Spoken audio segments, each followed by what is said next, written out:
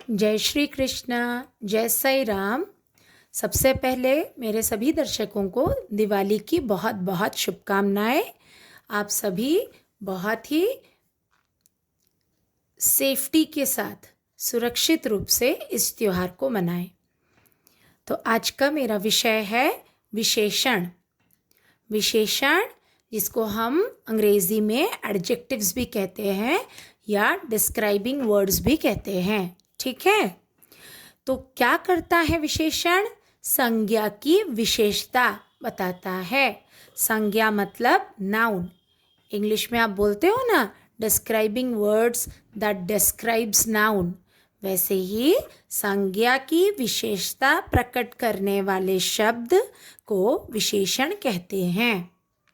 जैसे अच्छा लड़का, अच्छा लड़का, लड़का हो गया संज्ञा, उसकी विशेषता क्या है? वो अच्छा है। तो अच्छा लड़का में अच्छा है विशेषण और संज्ञा है लड़का। हम उसी संज्ञा को विशेष्य भी कहते हैं। विशेषण के साथ जो संज्ञा लगती है हम उसे विशेष्य, आधा मूर्धन्य श, विशेष्य कहते हैं।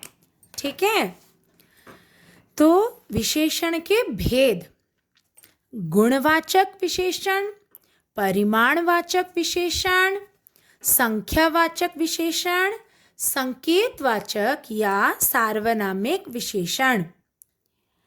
संकेतवाचक विशेषण जो है, सार्वनामिक विशेषण वही है। अब इसके बारे में हर विशेषण का जो भेद है, हर भेद के बारे में हम आगे इस वीडियो में पढ़ते जाएंगे। पहला है गुणवाचक विशेषण।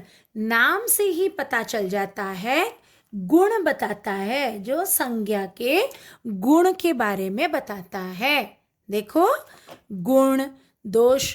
अच्छा, गुण मतलब सिर्फ अच्छे गुण नहीं, बुराई भी, बुरे गुण है। लोगों में अच्छे गुण भी होते हैं, अवगुण भी होते हैं। अवगुण, गुण, अवगुण, है ना, ऑपोजिट वर्ड्स, विलोम शब्द। तो गुण, दोष, रंग। तुम्हारा जो रंग है, चाहे वो कोई भी रंग हो, काला, सफ़ेद, नीला, पीला, वो सब भी गुणवाचक विशेषण के अंतर्गत आते हैं। आकार, चौकोर, त्रिकोण, है ना, तो ये सब भी, कोई भी आकार, मोटा, पतला, वो सब भी गुणवाचक विशेषण के अंतर्गत ही आते हैं। तो ये सब जो शब्द हैं वे गुणवाचक विशेषण कहलाते हैं। देखो, गुण, दोष, रंग, आकार आदि का बोध कराने वाले शब्द को गुणवाचक विशेषण कहते हैं।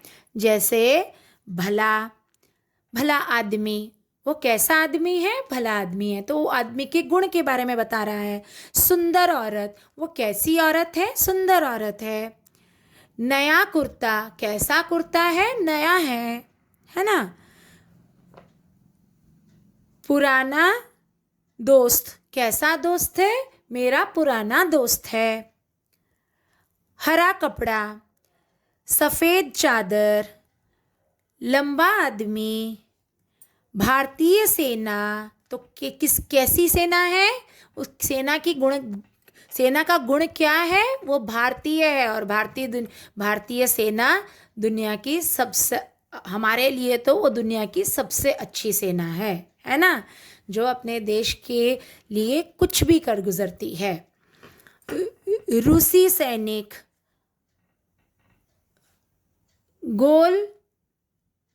गोल आकार या गोल फुटबॉल, है ना। तो ये जो आकार, ये यहाँ पर गोल एक आकार है, ये सब किसी ना किसी संज्ञा के गुण का बोध करा रहे हैं। तो ये सब गुणवाचक विशेषण के अंतर्गत आते हैं। अब हमारा सेकंड है या दूसरा जो भेद है वह है परिमाणवाचक विशेषण। परिमाण, नाम से ही पता चल जाता है, जिसमें परिमाण है। इंग्लिश में आप जिसको मेजरमेंट्स कहते हो, मेजरमेंट्स में मीटर, लंबाई के मेजरमेंट अगर करते हो तो वो मीटर, किलोमीटर, सेंटीमीटर। सिमिलरली अगर आप किसी चीज़ का वज़न करते हो, केजी, ग्राम, तो ये भी परिमाण में आता है।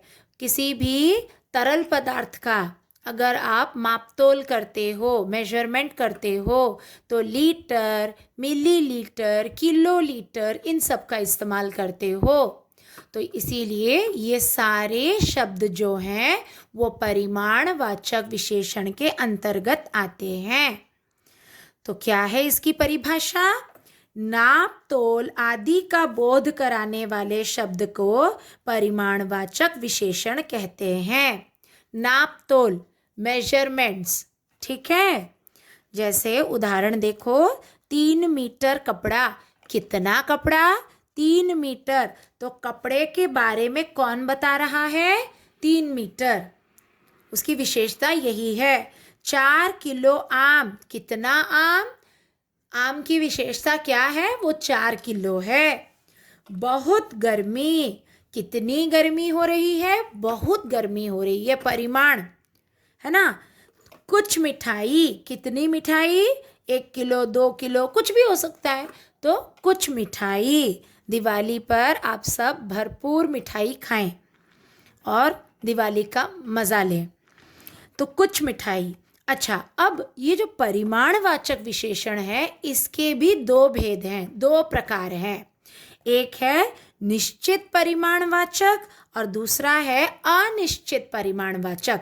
मैंने ऊपर आपको जो 4 उदाहरण दिए हैं, आप उसी में से ही आराम से इसको डिफ्रेंशिएट कर सकते हो, आराम से इसमें अंतर निकाल सकते हो। देखो, 3 मीटर कपड़ा, आपको एक निश्चित मेजरमेंट, निश्चित मापतोल पता है। 3 मीटर, कितना? 3, है ना। तो ये निश्चित परिमाणवाचक। 4 किलो आम, कितना? 4। आपको एक निश्चित पर्टिकुलर मेजरमेंट, निश्चित मापतोल की जानकारी देता है। तो ये आ गया निश्चित परिमाणवाचक। ठीक वैसे ही अनिश्चित, जिसमें आपको पर्टिकुलर, एक निश्चित मापतोल की जानकारी नहीं मिलती है। जैसे बहुत गर्मी। अब वो कितनी गर्मी है? 50 डिग्री वाली गर्मी है, 40 डिग्री वाली गर्मी है, 35 डिग्री वाली गर्मी है, वो तो आप यहाँ पर नहीं पता चल रहा है। बहुत गर्मी हो रही है, बस इतना ही बताया गया है। तो ये अनिश्चित है। कुछ मिठाई। कितनी मिठाई है? हमें नहीं पता। 1 किलो है, 2 किलो है, 5 किलो है, कितनी मिठाई है ना। तो ये आपको नहीं पता चल रहा है, इसलिए अनिश्चित परिमाणवाचक।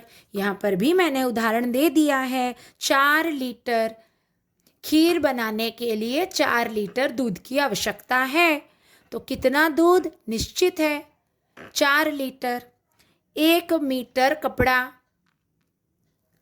ठीक है। वैसे ही अनिश्चित परिमाणवाचक में थोड़ा पानी, मुझे थोड़ा पानी दे दो।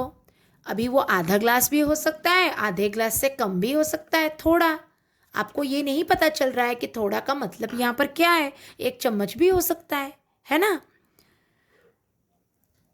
तो वैसे ही कुछ, बहुत, ये सब भी अनिश्चित परिमाणवाचक के अंतर्गत आते हैं, ठीक है। अब उसके बाद आता है संख्यावाचक विशेषण। देखो ध्यान से, परिमाणवाचक और संख्यावाचक में कोई कन्फ्यूजन नहीं होना चाहिए।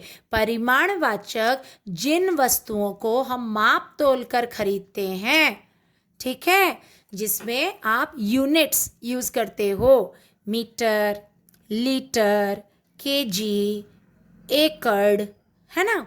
तो ये सब हो जाता है परिमाणवाचक विशेषण में। और जिन चीज़ों को हम गिन सकते हैं वे आ जाते हैं संख्यावाचक विशेषण के अंदर। देखो, जैसे जिससे संज्ञा की संख्या का बोध हो। संज्ञा की संख्या मतलब संज्ञा जहाँ पर आप गिन सकते हो। जैसे 5 लड़के, आप लड़कों को वजन नहीं करते हो। मेरे घर 5 केजी बच्चे आए हैं, ऐसे थोड़ी बोलेंगे। मेरे घर 5 लड़के आए हैं या मेरे घर 5 बच्चे आए हैं। आप उन बच्चों को गिनते हो, वह दूसरी कक्षा में पढ़ता है, वो दूसरी किलोलीटर कक्षा में पढ़ता है, ऐसे बोलते हो क्या? नहीं ना, वह दूसरी कक्षा को का ये जो दूसरी है ये संख्या है, जो कक्षा की संख्या का बोध करा रही है कि कौन सी कक्षा है, दूसरी। कुछ लोगों को भी तो आप गिनते ही हो ना, तो वो सब संख्यावाचक विशेषण के अंतर्गत आते हैं। जिन शब्दों से संज्ञा की संख्या का पता चलता है उसे संख्यावाचक विशेषण कहते हैं। अब संख्यावाचक विशेषण के भी दो प्रकार हैं। जैसे परिमाणवाचक के भी निश्चित और अनिश्चित दो भेद थे, ठीक उसी प्रकार संख्यावाचक विशेषण के भी दो भेद हैं। निश्चित संख्यावाचक, अनिश्चित संख्यावाचक। निश्चित संख्यावाचक आप देख सकते हो 3, तीसरा, चौथा, तिगुना, जिसमें नंबर्स आ जाता है। यहाँ पर भी नंबर है, देखो 4, लेकिन नंबर के बाद देखो एक मापतोल, मेजरमेंट का एक यूनिट लगा है किलो।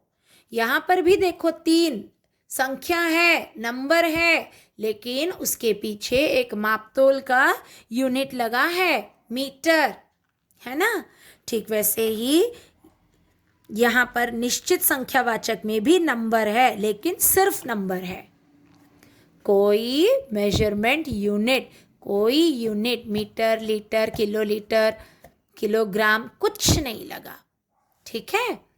उसके बाद आ जाता है अनिश्चित। अनिश्चित देखो यहाँ पर भी अनिश्चित मतलब आपको पर्टिकुलर कोई संख्या की जानकारी नहीं हो रही है, थोड़ा, प्रत्येक, कुछ, ये सब अनिश्चित संख्यावाचक।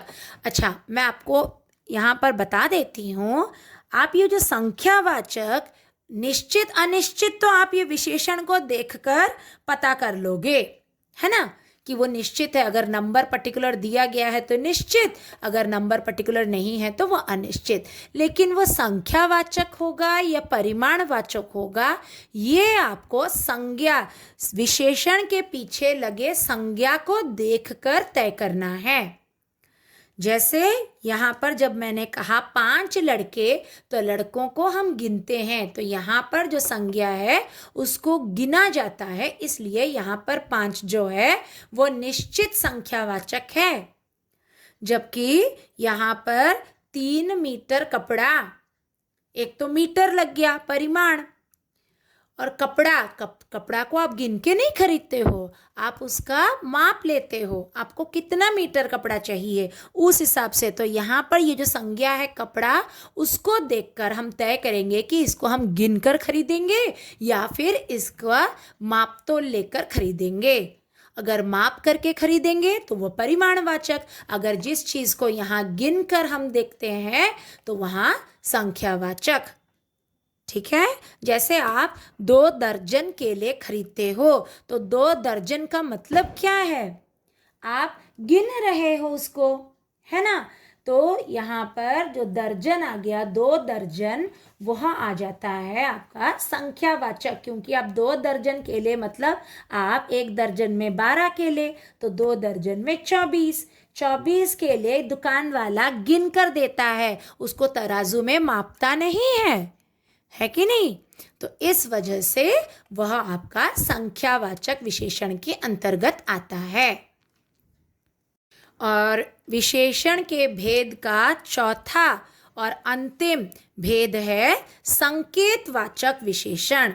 देखो, बता दे रहा है, जो विशेषण संज्ञा की ओर संकेत का बोध कराए, मतलब बताता है, पॉइंट करता है, वह है संकेतवाचक विशेषण, जिसको आप अंग्रेजी में डेमोन्स्ट्रेटिव एडजेक्टिव कहते हो। दिस, दैट, जिसको हम हिंदी में दिस, यह, दैट हो गया वह। मैंने आपको वीडियो के शुरुआत में ही कहा था, संकेतवाचक विशेषण को सार्वनामिक विशेषण भी कहा जाता है। सार्वनामिक विशेषण, नाम देखो, सार्वनामिक, सर्वनाम से ही सार्वनामिक विशेषण की उत्पत्ति हुई है। सर्वनाम जो नाम संज्ञा के स्थान पर प्रयोग में लाए जाते हैं, मेरा, तुम्हारा, उसका, उन्होंने, हमारा, ये सब है सर्वनाम। अगर वही सर्वनाम विशेषण के रूप में एक वाक्य में प्रयोग में लाया जाता है तो वह हो जाता है सार्वनामिक विशेषण। ठीक है। जैसे अगर मैं आपको एक उदाहरण देती हूँ, वह मुझे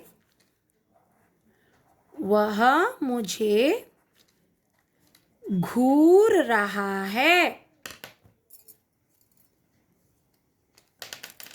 वह मुझे घूर रहा है।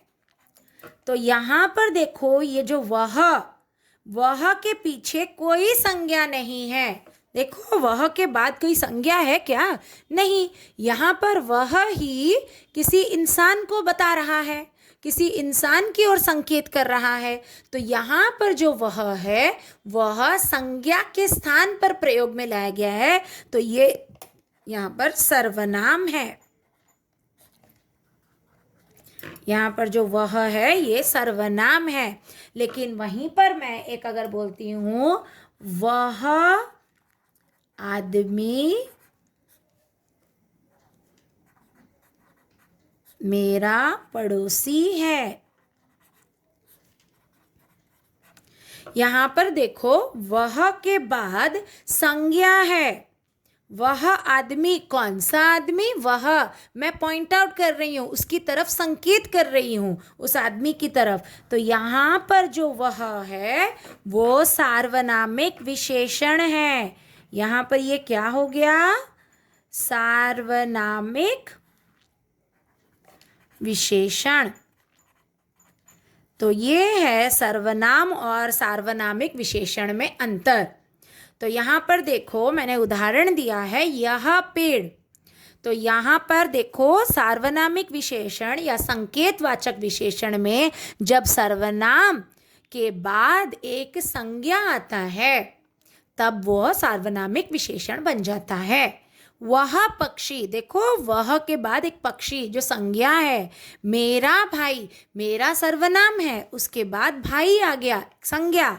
उसकी बहन, उसकी सर्वनाम है, उसके बाद बहन आया संज्ञा। इसलिए यहाँ पर जितने भी सर्वनाम हैं वे सब विशेषण की भूमिका अदा कर रहे हैं।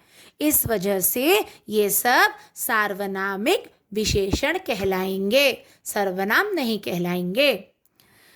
तो ये हो गए विशेषण के 4 भेद और उनके बारे में मैंने आपको जानकारी दे दी। अब आपने कभी कभी देखा होगा, हम किसी किसी वाक्य में एक साथ 2-2 विशेषण का प्रयोग करते हैं। तो जब हम 2 विशेषण का प्रयोग करते हैं तो उसे प्रविशेषण कहते हैं। तो देखो, प्रविशेषण का मतलब क्या है? विशेषण के भी विशेषण को प्रविशेषण कहते हैं। जैसे अति सुंदर कविता। देखो, अगर मैं अति को छिपा दूं तो सुंदर कविता। कैसी कविता? सुंदर। तो ये गुणवाचक विशेषण है ना। लेकिन अभी ये सुंदर के भी, मैं सुंदर एक विशेषण के लिए भी मैंने एक और विशेषण का प्रयोग कर लिया और वह है अति। तो अति सुंदर 2-2 विशेषणों का प्रयोग हो गया इस संज्ञा के लिए। तो ये क्या हो गया? प्रविशेषण। वैसे ही अब मैं अगर यहाँ पर बोलूं बड़ा आदमी, बड़ा आदमी, तो आदमी कैसा है? बड़ा। ये भी गुणवाचक विशेषण है। तो यहाँ पर पहले से ही एक विशेषण हमारे आदमी के लिए प्रयोग किया गया है, लेकिन उसके लिए हम एक और विशेषण का प्रयोग कर रहे हैं, सबसे बड़ा विशेषण का भी विशेषण। तो ये क्या हो जाता है? प्रविशेषण। ऊंची इमारत, इमारत कैसी है? ऊंची है। ये भी गुणवाचक विशेषण, लेकिन उसके लिए भी हमने एक और विशेषण का प्रयोग किया है, बहुत ऊंची। तो 2-2 विशेषण, विशेषण के भी विशेषण का प्रयोग हुआ है, इस वजह से ये हो गया प्रविशेषण। आशा करती हूँ आज का वीडियो आपको पसंद आया होगा। विशेषण के बारे में आपको काफ़ी जानकारी मिल गई होगी। अब से अगर कोई भी वाक्य दिया जाए, आप उसमें विशेषण खोजकर उसका भेद ज़रूर बता पाएंगे। अगर आपको मेरा वीडियो पसंद आया हो तो उसे लाइक करें, अपने दोस्तों में ज़्यादा से ज़्यादा शेयर करें, और अब तक अगर आपने मेरे चैनल को सब्सक्राइब नहीं किया है तो प्लीज़ एक दिवाली गिफ्ट मुझे दे दीजिए और मेरे चैनल को सब्सक्राइब कर दीजिए। और हाँ, वहाँ पर एक बेल आइकॉन है जिसे दबाना ना भूलें, क्योंकि बेल आइकॉन जैसे ही आप दबाते हैं वहाँ पर आपको मेरे जितने मैं नए नए वीडियोस डालती रहूँगी उसका नोटिफिकेशन आपको मिलता जाएगा। तो आपकी दिवाली शुभमयी हो। राधे राधे।